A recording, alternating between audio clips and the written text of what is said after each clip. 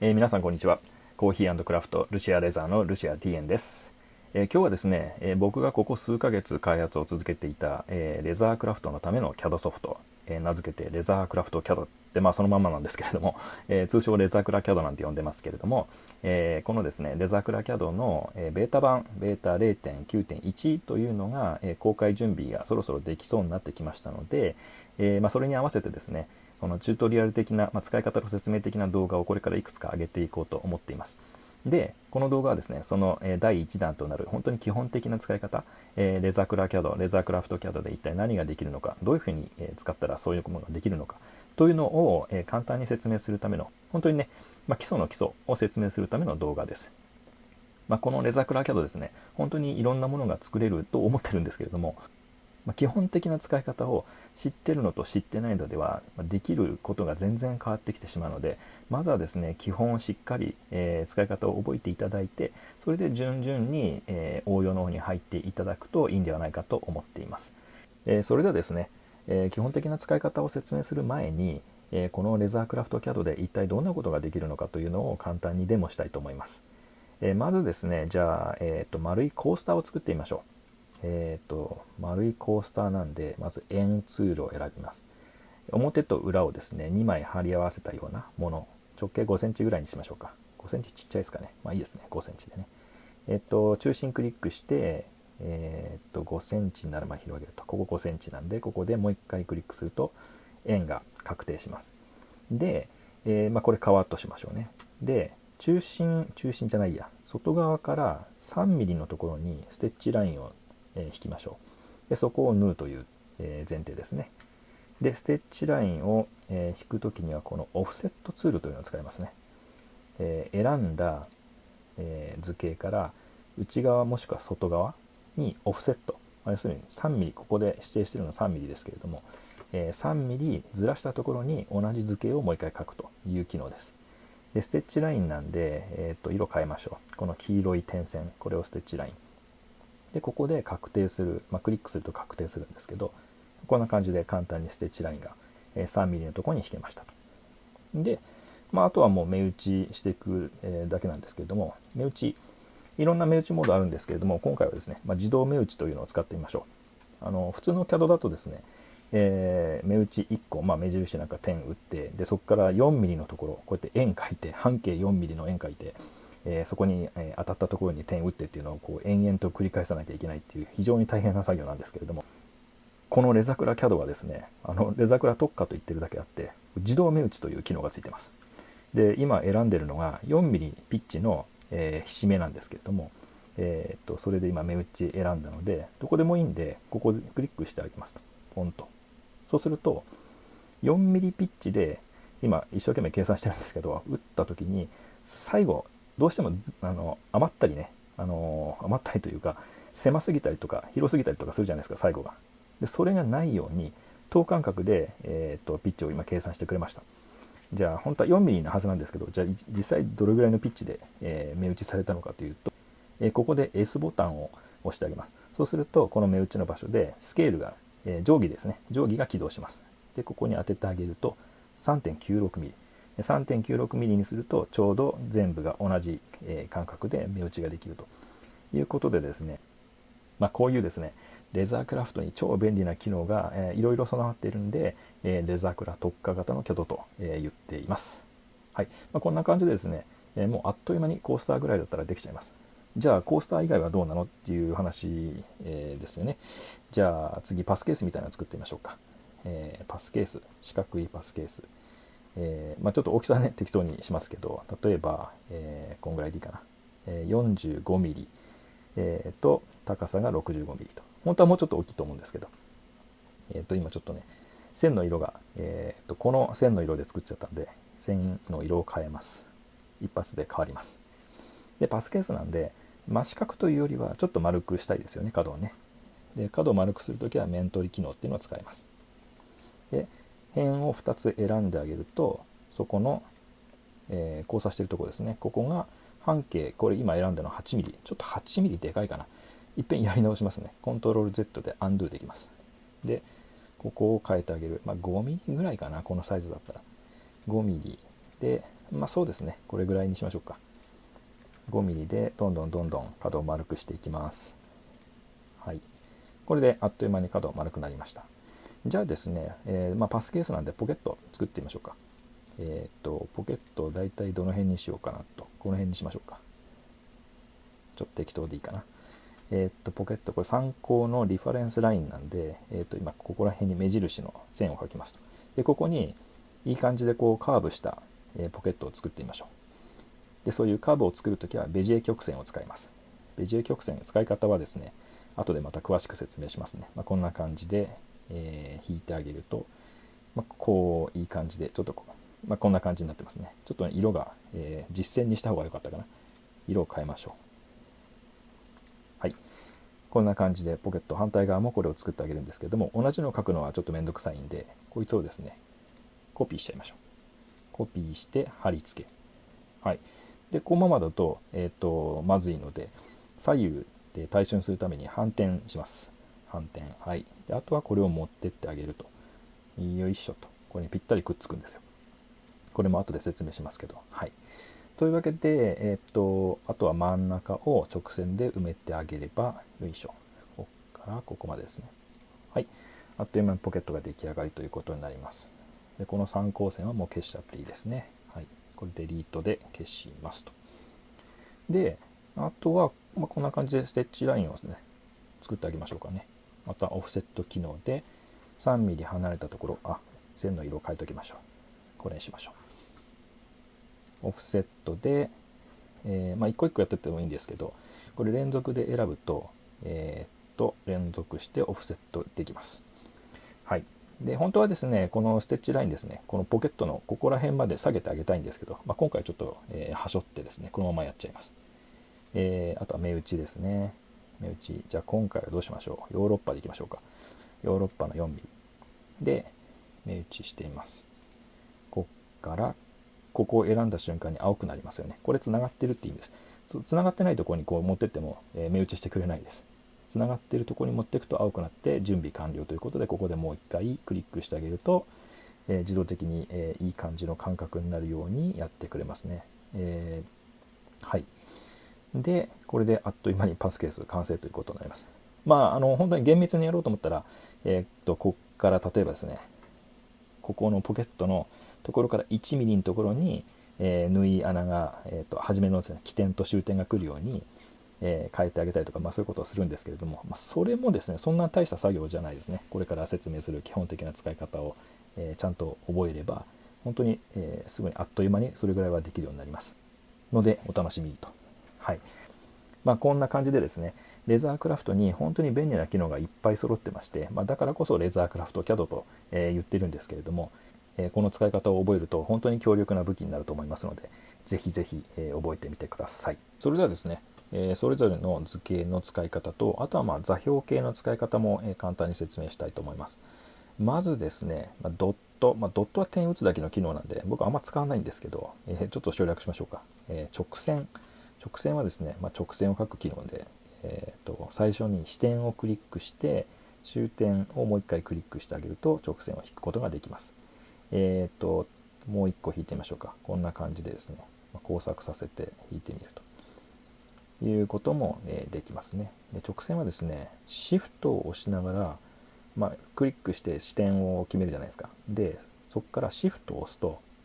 水平か垂直かどっちかに強制的に、線を変えます。斜め許しませんので、もう垂直な線を引きたいとか、水平な線を引きたいって決まっている場合はこれシフトを押すといいですね。はい、これでシフトで、押しながらクリックするとこんな感じで線引けます。でじゃあもう一回ですね、じゃあ直線の続きを書きたいって場合、こっからここにつなげたいって場合あるじゃないですか。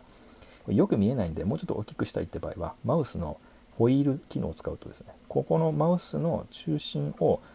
マウスのところを中心に拡大してくれます。拡大縮小します。こんな感じでよいしょよいしょ。縮小する場合は逆に回すと、拡大縮小できますね。こうするとですね、もうちょっと見やすくなるんで。で右クリックをしながら、ドラッグしてあげる。こうぐるっとこれ右クリックをしながらです。左ではないです。右クリックを押しながら、マウスを動かしてあげると、こんな風にですね、座標を動かすことができますので、真ん中ぐらい持っていってあげて、よしと。じゃあここに直線、こっからこれ気づいてる人いるかもしれないですけど、こうね、たまに白くなるんですよ。ポンと。これ何かというと、今ですね、このスナップ機能というのがあって、意味のある点、例えばですね、直線のエッジとか、あとは直線と直線、線と曲線もそうなんですけど、交点とか、こういう意味のある点、もしくはグリッド、この格子の点ですね、こういうところにマウスが近くなると白く光るんですよ。この場合強制的にここに点が光ります。例えばこう何もないところにこう直線引くとするじゃないですか。何もないところに引かれるんですよ。よく見てみるとこういうこともできるんですけど、普通はやっぱりグリッドに合わせた方がいいかなと思うので、こうやってグリッドに合ったところで引いてあげます。であとですね、今途中で消えましたけど、これ間違えたと思ったらエスケープを押せば、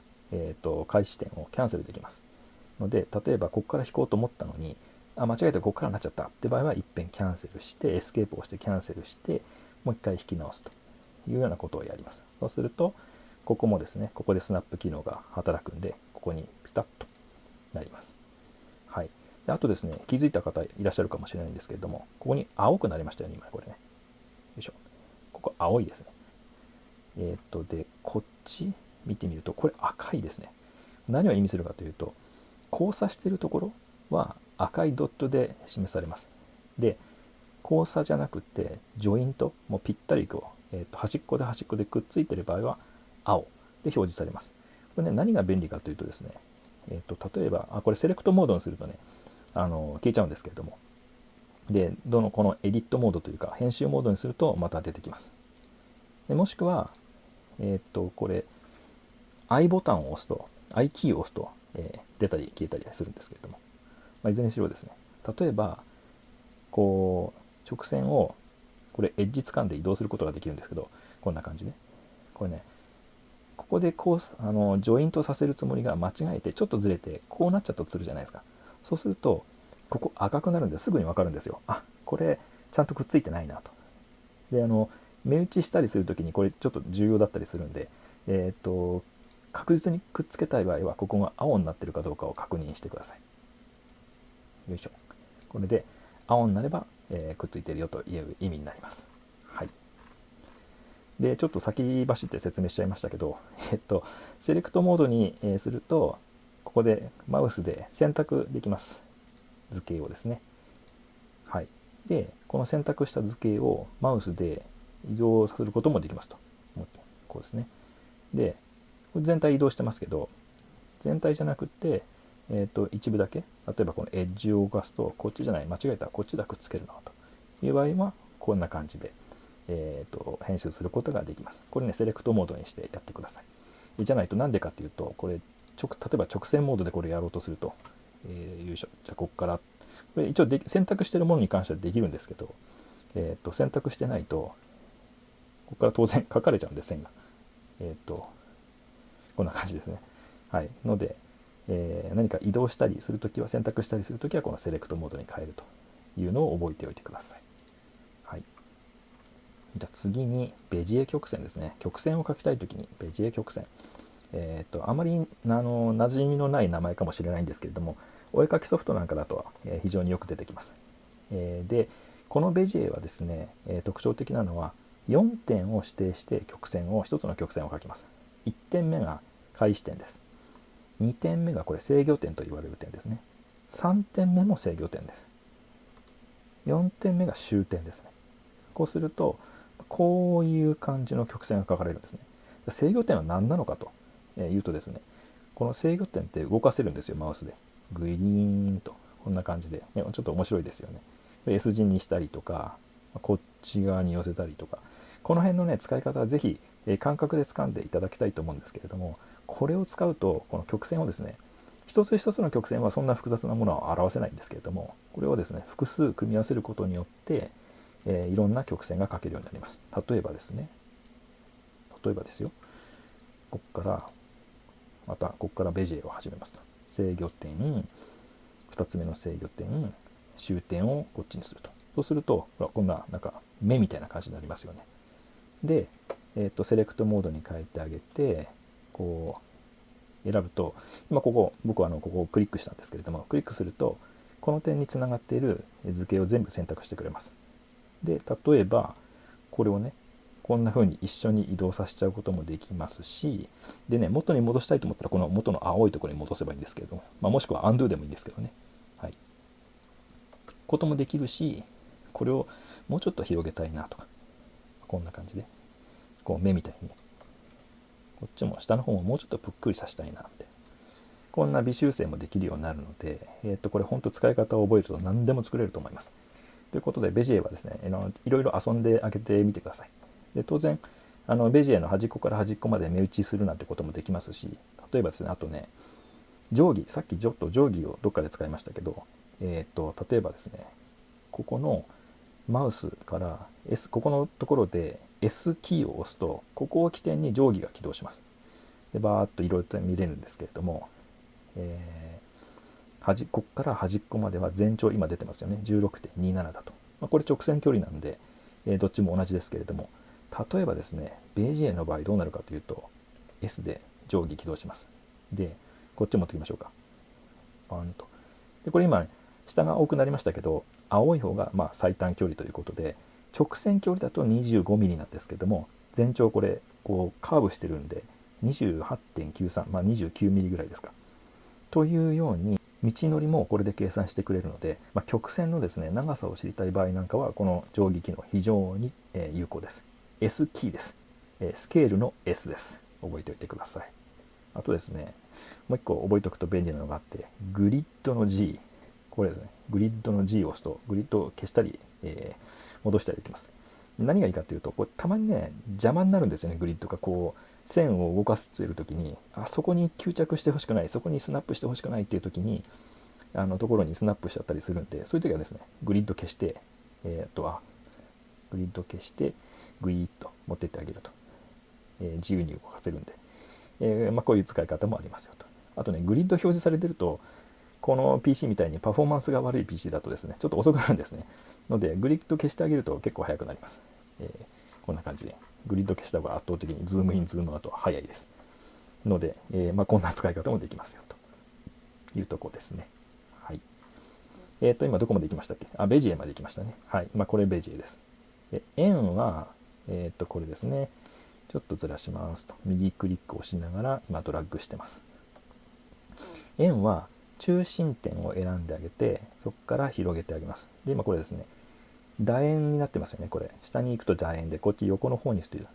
と、こっちも楕円になります。これ真円にしたい場合、まん丸にしたい場合はシフトを押します。シフトを押すと、こんな感じで、